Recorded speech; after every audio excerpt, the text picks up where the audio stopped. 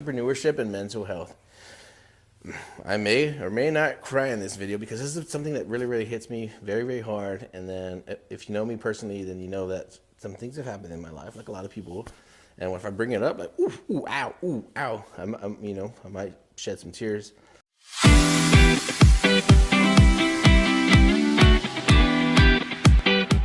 So this is something that I hold very near and dear to my heart. This is why I'm not afraid to openly talk about this stuff, because I do feel like a macho man. You know what I mean? Like Randy Savage. I feel like I'm one of the strengths of my family for other people. I've always stood up for other people, bullies.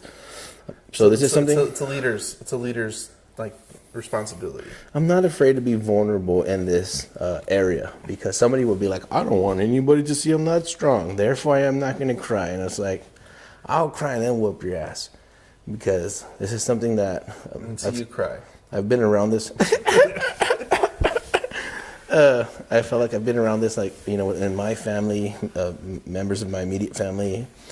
I'm going through some mental health things, and us weathering the storm together as a family. Yeah. So now when I see like my real estate friends and other people going through this, I feel like I know how to address this. I'm not a doctor, I can't diagnose anybody, but I feel like I'm familiar enough with the topic to see when somebody's in some kind of trouble, and then I try to reach out to them like, hey dude, you seem super stressed, you sounding short of breath. Like, if I was you, I'd try to do some kind of release. Like, this should not be happening the way that it's happening. And then sometimes somebody needs to hear that. I sent out text today, I read it to you.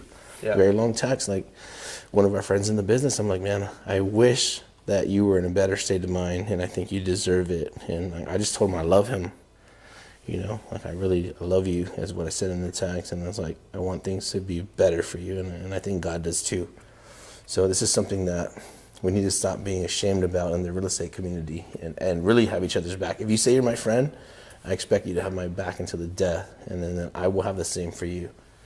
So what I want to say about this is I think everybody goes through this in different people are afraid to talk about it. They're embarrassed to talk about levels and phases. And yeah. I had a conversation on a podcast, and he wasn't there, but if you check out an episode, I'll put the link to it under this video. But we covered a lot of this vulnerable stuff, and he lost it all in 2008, and we're kind of covering it. And it wouldn't actually, I didn't bring it up or anything. It kind of just came up, and it was on his mind, and we had talked about it.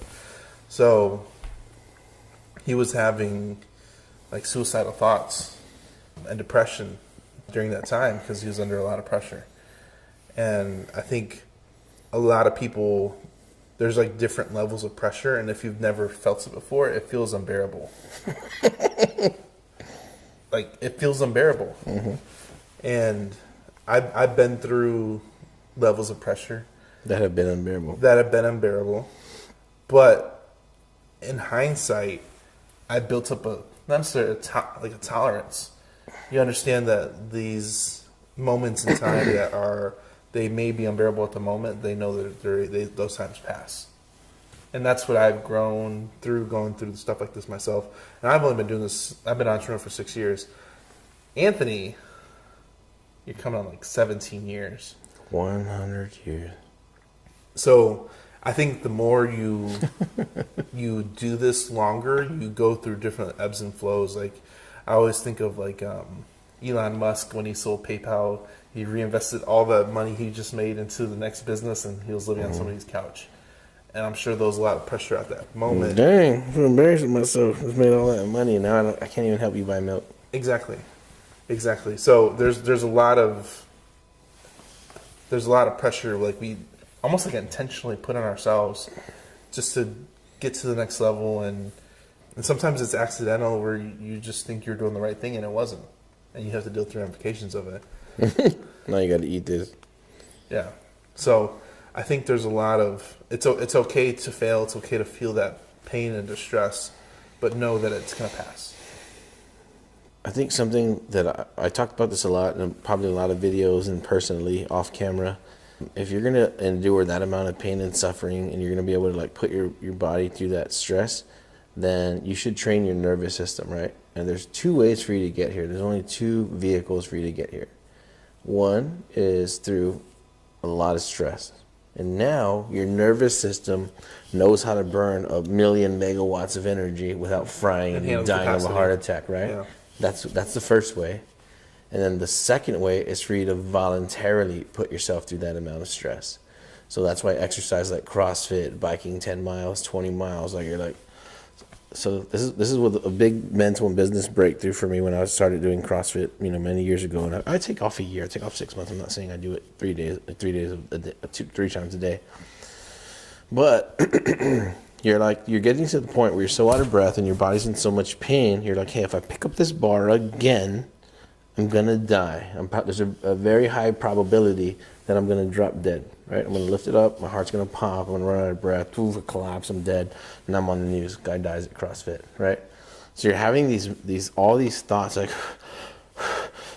this next rep is the one that makes my heart explode. And then you're like having these negotiations with yourself. Mm-hmm. Like, man, should I stop? I'll be embarrassed. People are gonna look at me if I go sit down right over there by the windows, and I feel ashamed. Like, that girl's still going. Like, man, damn it. Whew, man, damn.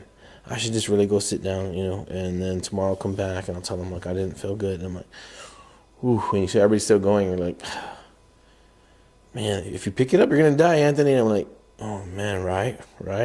If you pick the bar up, you're going to die. And you're like, I'm gonna do it anyway. You look at the clock, like, there's only 36 seconds left. Oh, bam, and you pick it back up. Like, oh damn, you were willing to risk death to get 17 more reps. So when you do that to your own self, then when you're in business, like, everything seems very, very easy. Mm-hmm. Because, like, no matter what, at the end of this exchange, I'm not going to die, no matter what. Yeah. But if you're not willing to put yourself through that type of abuse, that neurological abuse, you can't take it with you to the next level. So this is why I really, really am a big proponent of exercise, diet, nutrition, intense physical activity, no matter what. F the diet. The diet will be second. The intense activity is first, and then the diet, and then we can build from there. It's like a release of that pressure. You need the oxygen. You need the expelling of carbon dioxide. There's a lot that happens when you have intense physical exercise, and then the mental and the spiritual and everything else break through. But you can't avoid it, and also you can't replace it, right? Yeah. You gotta do the things that help you do better and take your mind off of it. This is something we talked about. We've had this conversation a lot. I said, dude, if we're about to become financially where we thought we were, or we think we are, we need to get our bodies in shape. We need to be around for a long time. We have a lot of responsibility. Like, even if it costs us everything, we need to get in shape. We need to be camera ready. We've talked about this a lot. Yeah. And we hold each other accountable. Yeah. So I think the biggest thing is finding a significant other. Sometimes it's your spouse, sometimes it's your friend, sometimes it's another entrepreneur in the same space as you. One thing that helps, I think, us get through a lot of this stuff is somebody's already been through it. Somebody's already been through the pain that's unbearable that you can't overcome. Somebody's already been through it. So if you seek advice from counselors, they can usually help you overcome this current desperation. So if you hear the word counselor, you think automatically like of somebody with a license that works at the hospital or works at the college, something like that. But a counselor can be anybody. It can be you. It can be him. He counseled me a little bit today. It can be a stranger. And there's this saying, I don't know where it comes from. I'm the best at ruining sayings. Shout out to me. It says something like, make war with many counselors. And that means, like, if you're going to go and we're going to go attack, DFW, and we're going to go fight Clint Turner, we need to know, like, hey, how many tanks, how many airplanes, how many helicopters? Yeah. And so you have to make war with many counselors, right? So the same thing. If you're emotionally distraught, why is it embarrassing for me to call Eric and say, dude, when I saw you this weekend, you were in an awesome mood. How can I duplicate that in my life? What do you normally eat? What is your diet like? He's like, dude, I eat a lot of red meat, lots of fat, but also lots of veggies, lots of berries. And I'm like, dang. He puts me on game. And now I feel like I'm able to deal with stress better because he put me on. Yeah. So make war with many counselors. Yeah. So that's it, guys. If you're struggling mentally, if you're having problems, if something's hurting you in your business and you just feel like, dang, we don't know who to talk to, we're not experts. Consult a doctor and an attorney and everybody else. But if you ever want to just call us and be like, hey, man, I think the same thing. I've been feeling like this, been feeling like that. Like, damn, fool, I should feel like that too and start doing pull-ups. Like, we're trying to help too, man. It's just who we are. We're just like, every call when you hit us up doesn't have to be about business. Like, if you're in a dark spot, we've both been through some things, and we're willing to give back, we're willing to help. Yeah, you're not alone. We've all been there. That's the whole point of the video. That was good. That's a good and we'll video. Be there again. We're always going to be here. As long as God wants us. But then he's like, hey, I need to talk to you. You see me on black and white photos. I'm here to help until that day.